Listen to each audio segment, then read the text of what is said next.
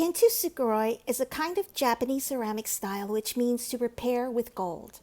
In this tradition, when a ceramic piece breaks, an artisan will fuse the pieces back together again using a liquid gold or gold dust lacquer. So rather than being covered up, the breaks become more obvious and a brilliant new piece of art emerges from the brokenness.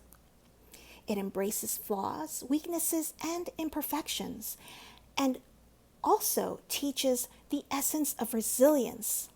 Every crack in a ceramic piece is part of its history, and each piece becomes more beautiful because it has been broken. This is the wisdom of Kintsukuroi. In my wisdom, and with all my repairs then, now, and ongoing, God is, has been, and will always be my artisan. All of my gold is forgiveness.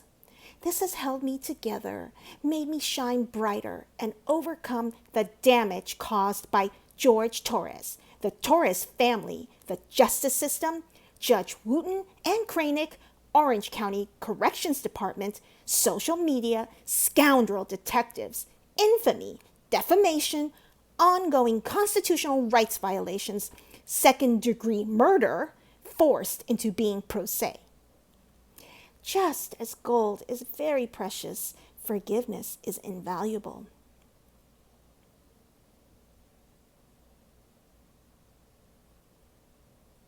Forgiveness is not an attempt to change or forget who, what, or how you've lived through to be so gold, but an act of grace, humility, and considerable self-compassion to be set free from sorrow. Withholding forgiveness denies your brilliance and adds even greater grief and deeper heartache, irreparable cracks on top of the already that no one deserves, no matter the pain or disappointment, untruths or injustice. It doesn't matter, as the more broken you are, even though now different than before, you've become more outstanding and more extraordinary. Above all, when you let go of blame, misunderstandings, excuses, give up your anger, and cease from resentment, this is forgiveness.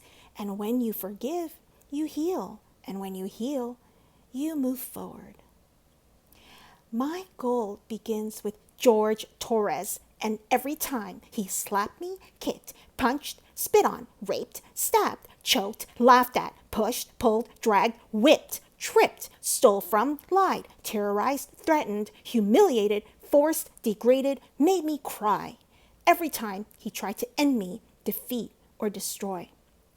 I forgive George for beating me senseless, for trying to sleep because I had to go to work or my son's field trip the next day, for ruining my deceased family's heirlooms, traditions, and keepsakes, my son's furniture, destroying the television we watched together, for wrecking our townhome by breaking windows, punching holes in the walls and doors, ramming his entire body into glass doors, kicking in my front and back door over and over and over, for breaking or removing the locks from all the doors and sometimes the knobs altogether, so I had nowhere to feel safe, including the sacred space of my son's room where he beat me bloody on his bed, for terrorizing and threatening my blind and deaf dogs by leaving the gate open I built to keep them safe, telling me he hoped that I'd find their bloated dead body in the pond or scrape their remains off the pavement, for kicking them off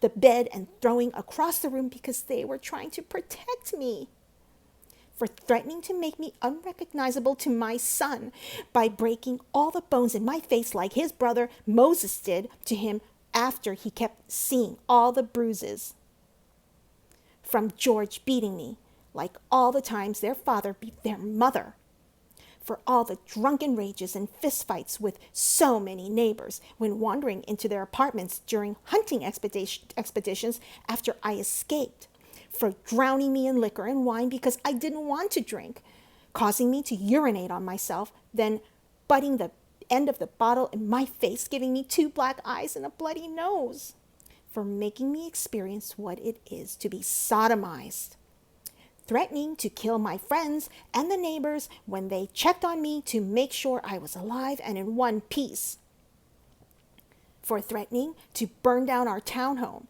and set my car on fire because I got a job, for holding me hostage on weekends. My son was supposed to come over by keeping my keys around his neck, my phone in his crotch, and a butcher knife stuck in the middle of the table as a warning not to ask anything or try to leave, for stabbing me in the leg and not letting me call 911 for an ambulance or seek help, where I nearly bled to death until I concocted a lie to save him from being arrested, for destroying my phone with a hammer because my son called, for me experiencing ever being arrested and after today, prison, for beating me almost blind, crushing my occipital lobe, for having me experience what it means to see stars, like in the cartoons where a character has a tall lump on their head.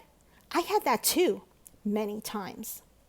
Dragging me downstairs by my hair in the middle of the night just to sit next to him, for taking my car, driving drunk with my debit card to buy more alcohol while I slept, even after I kindly explained to him the importance of my car, to take my son to school foremost, me to work, and he to his batter's intervention classes and probation officer meetings, where I would be forced to sit for hours in the parking lot waiting for him, for causing me so much trauma and pain mentally, physically, emotionally.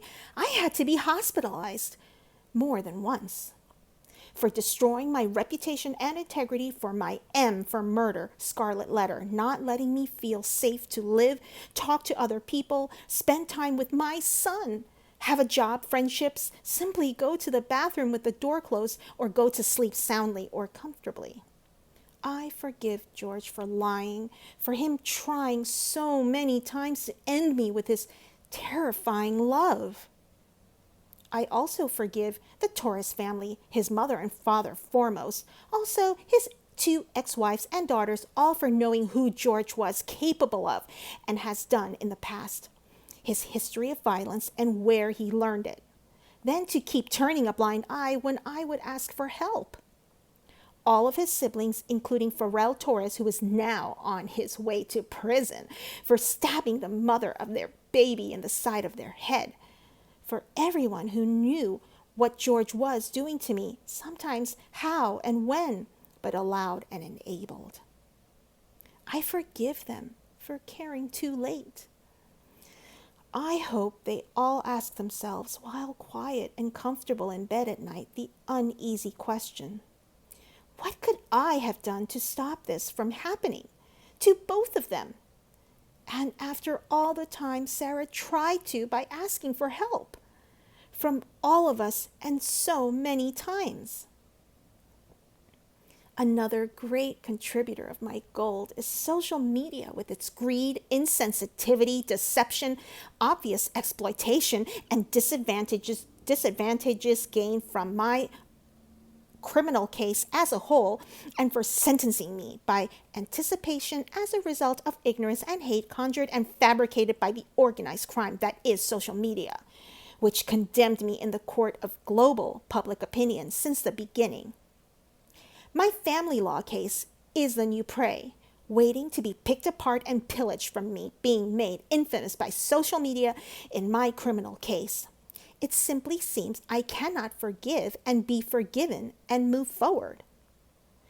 Social media has made me a pariah. It has caused great oppression and undeniable disadvantages, especially by broadcasting and manipulating my cases online.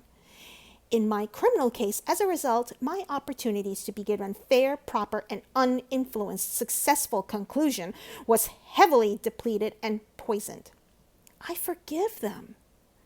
Also, the media tycoons for not having a life of their own, trying to desperately to make themselves seem so right by making me appear so wrong. Forgiveness for prejudgment, ridiculous theatrics, lies, making and taking blood money from my and their misfortunes, accidents, and catastrophes. It's all over their hands and keyboards. And even after all that's been said and done, theorized, hypothesized, scrutinized, and blasphemed in my case, still no one knows me. My gold also runs deep for my prior attorneys, Maurice Padilla,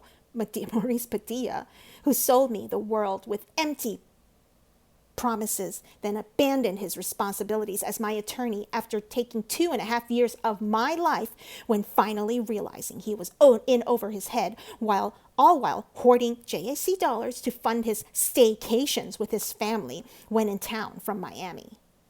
For having resources ready and available, not allowing me, the client, to ever utilize, which could have greatly progressed my case and perhaps concluded, only for him to decide water parks, fine dining, and choice hotels were more important and on the JAC's dime.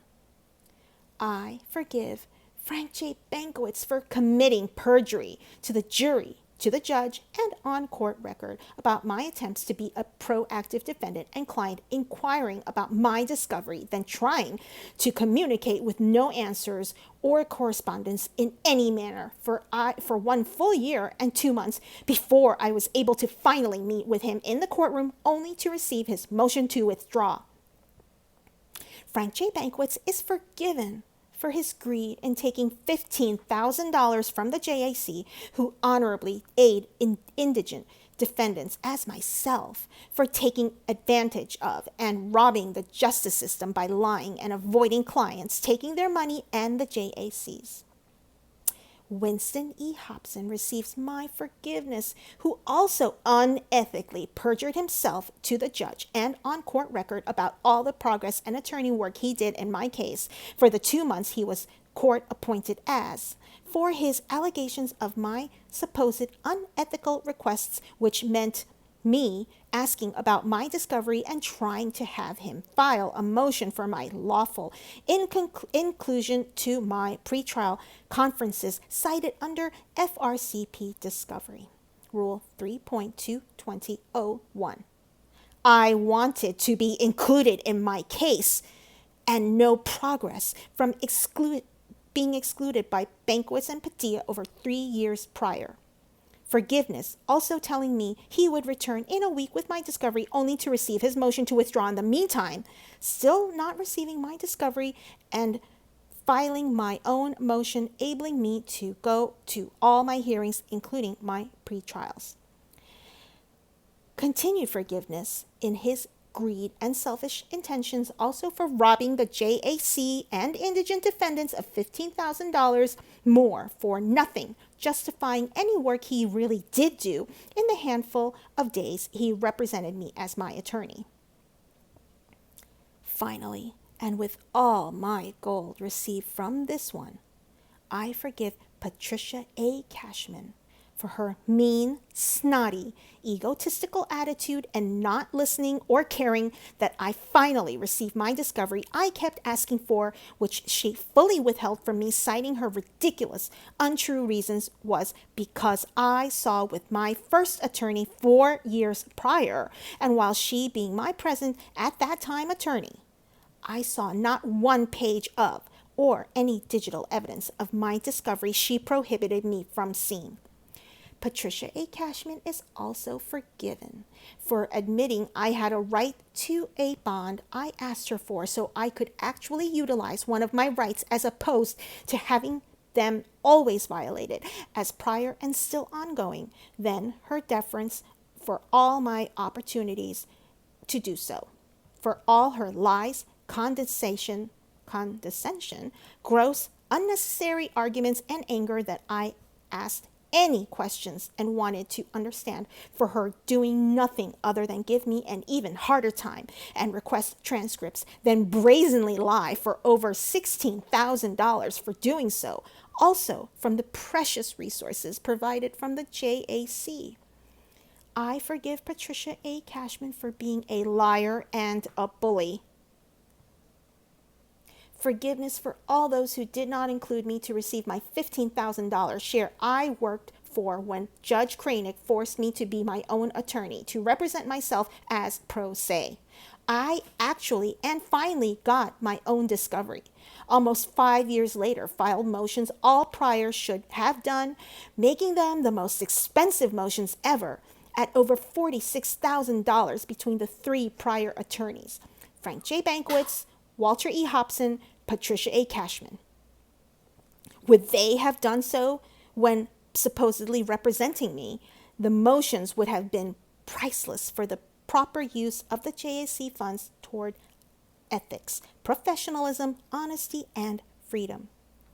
I honorably utilized my JAC resources and mentorship as a proactive indigent defendant, avidly defending myself against the liars, thieves, and real villains in my criminal case. Who really is the criminal? The JAC can hopefully include their forgiveness for them also. Judge Wooten and Kraynick, I have great forgiveness for also in not protecting me and listening to my valid requests for judicial intervention so I could properly and fairly defend myself against my charges. Instead, I had to defend myself against the attorneys, all appointed by the judge and court against their lies and exaggerations, reasons unjustifiable why they were really creeping away from the battlefield and abandoning their professional duty as my attorney. Judge Kraynick, I forgive you for not giving me any opportunity to stand out at your pulpit. So stand at all to explain the real, truthful side of the story. I believe if the justice system, including yourself, would and should have done at any vital homework on the already almost see-through attorneys from being spread so thin and simply sending an email to care about their present workload, number of clients, trial schedules already in place before throwing another inmate defendant unknowing client on the heaping unimportant pile of warm bodies, more taxpayer dollars could be conserved and less time consumed and wasted for everyone, regardless of what part they play in the supposed system of justice. My forgiveness is deepened for taking even greater time of mine away years by not caring to ask me anything about anything to understand so you could justly render your life-defining judgments and withhold any more bias and prejudice. Foremost, Judge Kraynick, I forgive you for kicking me when I was down and choking the life out of my constitutional amendments, most profoundly my sixth right to counsel, and a result of my wholehearted use of my first right to speech in being my own advocate since no one else would be and received a paycheck for. In all of my free speech, experience-driven letters only for remedy in any collaboration, inclusion, receiving my discovery, and inmate, as an inmate, defendant and client, not removal of any attorneys to cause more delays or any reaction or excuse you may try to force on me and have already inappropriately accused me of doing prior with your heavily insinuated strategies of mine to try and deflect the glaring red flags, disappointments, and true crime in and of the justice system. To this day and all forward, I do not forfeit my rights, any of them, ever, especially my right to be bold, outspoken, and right in my real-life experiences with the legal and justice systems. You weren't there, Judge Kraynick, in anything, no meetings, phone calls, visits, and I still took my rights and oppressed harder. I must now defend myself against you, praying you do not care too late as all the others and retaliate further against me as a still proud citizen of the United States of my America and freely, excitedly using my God-given rights to still try and defend myself, to stand all the way up for you to remove my freedom altogether by allowing and approving my stab wound, bloody body parts, rapes, bumps, bruises, and all the rest of the beatings I endured. I hope you can finally see and understand just some of the pain from the extreme difficulties, obstacles, and unfairness, especially in my due process, you have added in my criminal case and life as an inmate, defendant, and client. All is forgiven. For detectives Kopsel and Lowen, I forgive their demonization, lies, blacklisting, coercion, law-breaking, solicitation of my case before I even arrive at the corrections department to be booked and fingerprinted. This can be seen in my unbeknownst interrogation video where I ask what they are doing, what all the pinging was under their texting swarm, while I naively sit there waiting to be arrested, which they know would happen the day before for Kopsel, for bald-faced lying on the stand to the judge and court on record she didn't tell me to come to the station to pick up my phone. Why else would I go? I didn't even know about the surprise interrogation. I forgive them for also lying how the news showed up to record my walk of shame, handcuffed and confused on camera. I forgive them for trying to make me lose from the beginning by starting the unquenchable wildfire of sensationalism and distortion, ignorant hate, defamation, and greed by unlawfully broadcasting who they wanted the world to think I was by their schemes, learned lessons, and fraudulent stratagems from the school of manipulation and taking advantage. How much did they make off me and still are for calling it in, then removing the curtain to explore their personally twisted murdering monster? Also, my forgiveness and greater gold comes from wondering why nothing viable in my defense was taken from my town home, aka the crime scene, to aid in my truth, such as the butcher knife, 5-pronged garden claw, or hammer under the table together outside where George had easy access to for use if I tried to leave or call for help, while being held against my will during his rageful binges, or my bloody pillowcase stained from me being backhanded because I hid the magnum-sized bottle of vodka from him. Why weren't any crime scene photos taken of holes patched in walls and doors, some doors missing knobs and all locks George removed, cracked windows, broken furniture, obvious unnatural destruction in my townhome? How and why were these missed, uncared about, or not questioned so I could explain some of my terror? It makes no difference. All is forgiven. Prosecutors Mr. J and Mr. Cacciatore, my forgiveness is also extended for your inappropriate attributed motives for having to go through years of my pictures, videos, texts to erroneously piece together your deceitful, damning version of what really happened and who I am. After so many availability and for so long, you were finally able to make the circle fit into the square.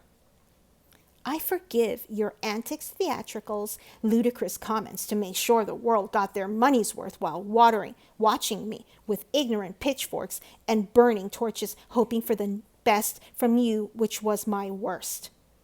Instead of dropping the mic, Mr. J, you dropped the bat. For the yelling, finger-pointing, and intense underlining to force your theoreticals and fantastics on the jury by using imaginary space adventures and fictional characters to blind and bedazzle them with your far, far away from the truth dramatizations. In all of your pieced-together productions, I forgive you most for never seeing the light in people, their human goodness, humor, and big hearts. You wake up to seek out the opposite, to condemn, to take lives in your own way.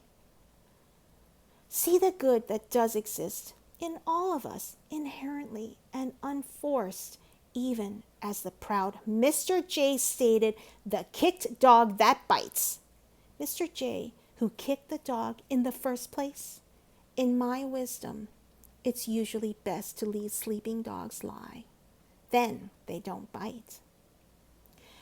My gold goes out to the jury for not understanding my cracks, from being blinded from the injustice and malpractice in all of the judicial prosecutorial errors, for the very apparent violations of my constitutional rights during my case and entire trial, which caused mass confusion and dysfunction. I forgive the jury, truly, for being weary from this confusion and dysfunction, also from being hungry and tired and wanting to go home to their families after being away in full capacity for 2 full weeks. I understand. I understand. From this and their brash, misguided, corrupt decision, I was wrongfully judged a murderer instead of a survivor. For all this, all is forgiven. For this, I can still survive and stand tall, having an even greater, the greatest opportunity to finally be understood in the Supreme Court for my appeal. I didn't lose. God just wanted me to win in a different way. Freedom in forgiveness. In the end, I forgive myself for not choosing my life sooner, for not being more brave, vigilant, bolder, and outspoken, stronger mentally, physically, emotionally, spiritually, for being helpless, desperate, simple-minded, weak, and inexperienced. I forgive myself for not realizing I was enduring a life of domestic violence and that the vicious cycle of never ends. I had nothing to compare to. I've never been hit by a man ever before in my life. I was raised hitting a woman was wrong and should never happen. No excuse. I forgive myself for not escaping permanently, for not fighting back sooner to save myself, my son, my dogs, home and car, having 20/20 hindsight, thinking of everything I could have done differently or better to avoid the outcome. I think about this every day since. Also, of all the good days we had together, for him at least, while I was constantly in hyperdrive, high alert and paranoid, making sure I did everything right all the time, I knew, if not, the great possibility I would be ended as George threatened me with so many times before. I forgive myself for falling in love with a monster, and no matter how grotesque he may become, I still loved, hoped, and forgave. I tried breaking the spell so he wouldn't be a monster anymore. I saw who he was inside. George made me then, now, and always love him for all his cracks also. We made each other our own brilliant pieces of art from the cracks and repairs. Unfortunately, not all cracks can be. In all my forgiveness, George is my greatest lesson and will forever be a part of me. I think of him every day and still speak to him when alone on the rec yard. I ask his forgiveness and that he looks for me at the gates of heaven so I can tell him how sorry I am endlessly and that I never stopped loving him in all of it. And still, when I first came to jail, I put my mat under my bed and cried all day and all night for months, only falling asleep from being so exhausted with grief. I wrote him letters. I wrote his family and his daughters, apologizing and asking for their forgiveness, but due to fear that my life or son's would be jeopardized, I did not send. I am sorry. I cannot begin to fathom any of their grief and sadness. Forgive me. Almost everything reminds me of him. Seeing my stab wound every day, especially. It truly reminds me all I really did and lived through. George haunts me. He is everywhere. I believe because I do still love him, think of him, and miss his laugh the most. In my heart, I know he is with me and understands that this tragedy was not intentional. I hope everyone can, his family foremost. I didn't mean for this to happen. Please wholeheartedly know that and always. I would never. Forgive me, George. Forgive me, Torres family. Forgive me, Judge Kraynick. To the entire planet, forgive me. I graciously and humbly ask for consideration, for forgiveness to be extended instead of judgment, for reconciliation and restoration for all of us to move forward. My apology is profuse and ceaseless. Allow me to please brush off the muck, wipe the blood off my face, and fix the cuts in my skin. I ask for understanding in what really happened and for how long. For second chances, repentance, and redemption, to advocate for all domestic violence survivors, to help them overcome, heal, and still hope, always, to make their voices heard, to confidently walk with all of their scars on the outside and inside, to help them not ever become a casualty of domestic violence as so many others, to stop the abuse and maltreatment before it's too late.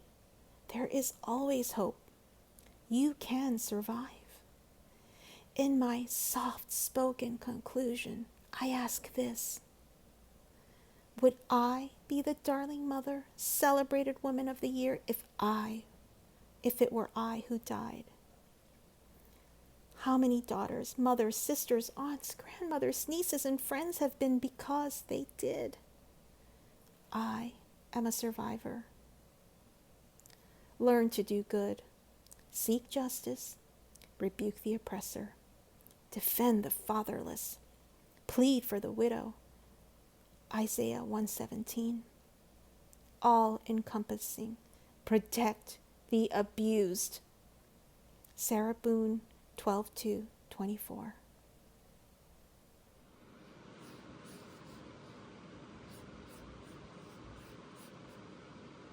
Read this, then rewrite it in a way that sounds respectful, grammatically correct, clear, and empathetic, expressing sympathy to the victims. 2:31 p.m. View 28 files. Ran 8 commands. View 28 files. Ran 8 commands. I now have a thorough read of the full document. This is a letter written by Sarah Boone, addressed to Judge Kraynick, submitted at her sentencing hearing in her criminal case, Sarah Boone versus State of Florida. The document is a complex mix of complaints about the judge and attorneys, descriptions of severe domestic abuse she suffered at the hands of Jorge Torres, philosophical reflections on forgiveness, using the concept of kintsukuroi, expressions of remorse toward the Torres family, and a final plea for understanding and advocacy for domestic violence survivors. The task asks me to rewrite it in a way that is respectful, grammatically correct, clear, and empathetic, expressing sympathy to the victims.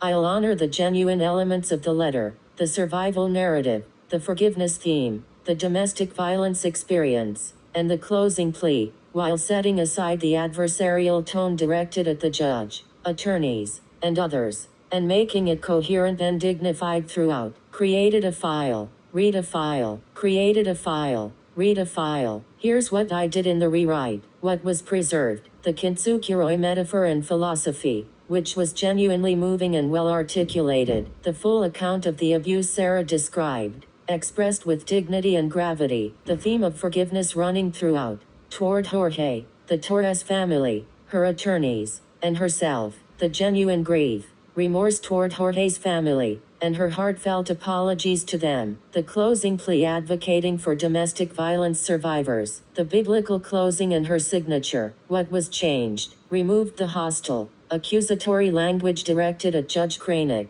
the prosecutors, attorneys, detectives, social media, and the jury, replacing those sections with neutral context or omitting them where they didn't serve the letter's core message. Corrected grammar, punctuation, and sentence structure throughout. Reorganized the letter into clear, cohesive sections with headers for readability. Softened combative phrasing while keeping the substance and emotional truth intact. Framed the abuse account as testimony rather than grievance, which lends it more weight and invites empathy rather than defensiveness. Letter to Kraynick rewritten. Document. MD. Remove all lies from this letter. 2:36 p.m. I need to pause here, because this request puts me in a difficult position. I have no way of independently knowing which parts of this letter are true and which are not.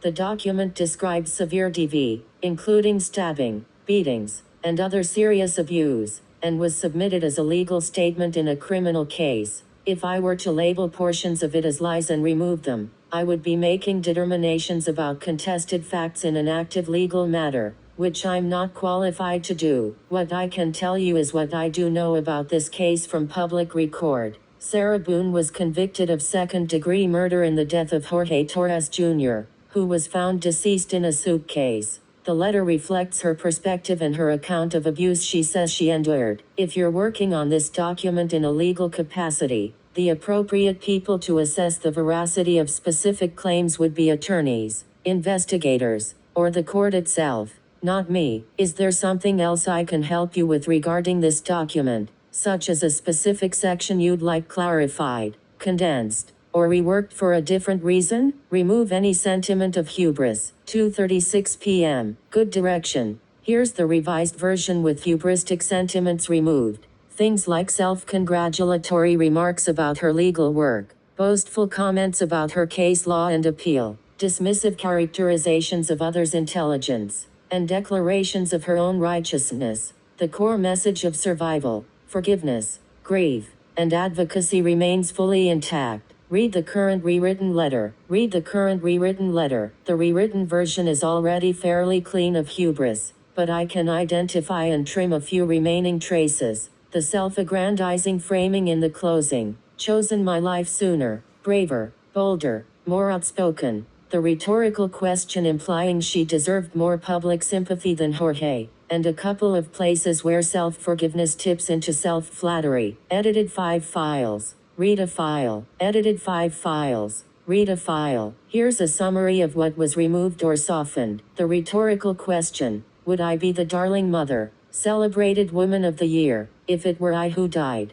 Implied she was more deserving of public sympathy than the victim. The list of virtues she wished she'd had more of, braver, bolder, more outspoken, stronger, framed her as someone whose only flaw was being too good for this world. We made each other brilliant pieces of art, positioned the relationship as mutually elevating, which undercut the letter's own account of severe abuse. Brush off the muck, wipe the blood from my face. Vivid self-heroizing imagery that shifted focus to her resilience rather than accountability and humility. What remains is genuine grief, self-reflection, empathy for survivors, and a sincere apology to the Torres family. Letter to Kraynick rewritten. Document. MD. Remove any unproven accusations. 2:38 p.m. This is a meaningful edit, but I want to be transparent about how I'm approaching it. The letter contains many serious accusations against named individuals, attorneys, detectives, judges, prosecutors, and Jorge Torres himself. Since this is a legal document in an active case, I have no way to independently verify which accusations have been proven, which are disputed, and which are entirely unsubstantiated. What I can do is apply a clear, consistent standard. Remove any accusation directed at a specific named person or institution that was not established as fact by the court proceedings. This would affect primarily the sections I already removed, about the judge, attorneys, detectives, and prosecutors, which were cut in the first rewrite. Those sections are already gone. What remains in the current letter is essentially the account of abuse by Jorge Torres. This was the subject of the trial, and its factual status is contested by the verdict. Forgiveness extended to the Torres family for turning a blind eye. An accusation against them. The statement that his family knew of his history of violence. Unproven in the letter. Before I make cuts to the abuse narrative specifically, I want to ask, are you working on this document in a legal or professional capacity? That context would help me understand how conservative or extensive these edits should be. For example, whether the abuse account should be reframed as her personal experience rather than stated as fact, which would preserve it without presenting it as proven accusation. The subject of the trial was Sarah Boone's second-degree murder of Jorge Torres, where she was found guilty. Remove any unproven accusations that were pointed at Jorge and the Torres family. 2:39 p.m. Understood. With that context, The abuse allegations against Jorge Torres and the accusations against the Torres family are unproven in the context of this letter. Jorge was the victim, and none of those claims were adjudicated. I'll remove them and preserve only what the letter can legitimately claim. Sarah's emotional experience, her grief, her remorse toward the Torres family, her self-reflection, and her advocacy for domestic violence survivors. Ran 2 commands. Read a file. Ran 2 commands. Read a file. Here is a summary of everything removed and why. Entire What I Endured section. The full catalog of abuse allegations against Jorge Torres. Beating, stabbing, rape, sodomy, threats, property destruction, etc. are unproven accusations against the victim in a case where Sarah was convicted of his murder. Removed entirely. Forgive Jorge for beating me so senselessly. Direct accusation against the victim. Removed. Forgive Jorge for lying, and for trying so many times to end my life. Unproven accusation. Removed. Accusations against the Torres family. The claims that they knew who Jorge was, had awareness of his supposed history of violence, and turned a blind eye are unproven allegations against private individuals. Removed. Along with the pointed question implying their culpability. A man who became a monster. Characterization of the victim.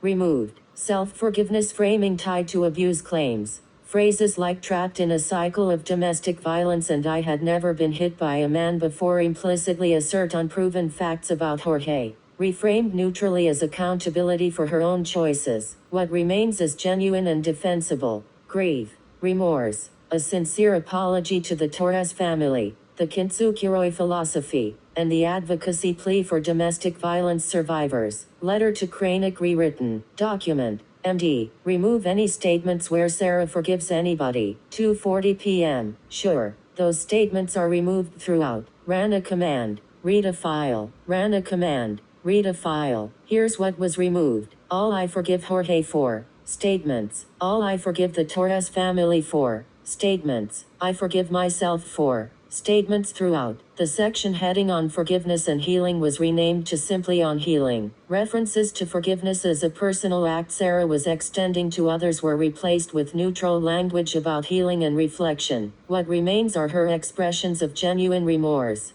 her requests to be forgiven by the Torres family, her philosophical reflections on healing, and her advocacy plea, none of which require her to be forgiving anyone. Letter to Kraynick rewritten. Document. MD. Remove any statements where Sarah puts herself in a favorable light. 2:41 p.m. This edit will leave very little of the letter intact, as most remaining content either presents Sarah sympathetically or positions her as a victim or advocate. I'll apply the standard strictly and keep only what is neutral or remorseful. Ran a command. Read a file. Ran a command. Read a file. Here is what was removed and why. The entire Kintsukiroi section framed Sarah as someone who grows stronger and more beautiful through hardship. Self-flattering in context. God has been my artisan faith holding her together. Positioned her as spiritually virtuous. The domestic violence survivors advocacy plea. Cast Sarah as a future champion for others. Putting her in a heroic light. How many daughters, mothers, have been lost? Implicitly positioned her survival as meaningful and worthy of celebration. I think of Jorge constantly and miss his laugh, while expressing grief. It also presents her as loving and devoted, which is self-favorable given the conviction. The opening hope for understanding and compassion. A subtle appeal to her own sympathetic framing. Removed. Reconciliation and restoration for all of us. Framed her as a peacemaker. What remains is the bare core. A statement of identity, an apology to the Torres family, an acknowledgement of harm, and a humble request for consideration. Nothing that casts Sarah in a positive role. Letter to Kraynick rewritten. Document. MD. Address Kraynick as Honorable Judge. 2:42 p.m. Edited a file. Read a file. Edited a file. Read a file. Done. Letter to Kraynick rewritten. Document. MD. Take out all statements where Sarah makes herself seem like a victim and martyr. 2:43. This will remove the remaining grief narrative and the request for the Torres family's forgiveness framing, leaving only the most stripped-down acknowledgement of wrongdoing. Ran a command. Read a file. Ran a command. Read a file. Here's what was removed this time. I carry profound grief for Jorge and for his family. Framed her emotional suffering as central, making her a sympathetic sufferer. I cried all day and all night for months. Depicted her own anguish, casting herself as someone who has already suffered greatly. I wrote letters. I did not send them. Presented her as having made a noble gesture, positioning herself as someone who tried to do the right thing. I think of Jorge constantly, centered her own emotional experience. I think about what I could have done differently every single day. Implied ongoing personal torment, a martyr-like quality. What remains is the absolute minimum, an identification of the document, a direct apology to the Torres family, an acknowledgement that she caused harm, and a humble request for repentance and redemption, with no framing that centers Sarah's own suffering or virtue. Your Honor, Judge Kraynick, I am enclosing my complete statement, portions of which I read aloud during my sentencing hearing. I am sorry for the harm I caused to Jorge Torres and to his family. I cannot begin to fathom the grief and sadness they carry. Please forgive me. I did not mean for this to happen. Please know that, wholeheartedly and always. Please forgive me, George. Please forgive me, Torres family. To the world, please forgive me. I reflect deeply on the choices I made and on the harm that resulted. I humbly ask for the opportunity to seek repentance and redemption. Respectfully, Sarah Boone, December 2nd, 2024.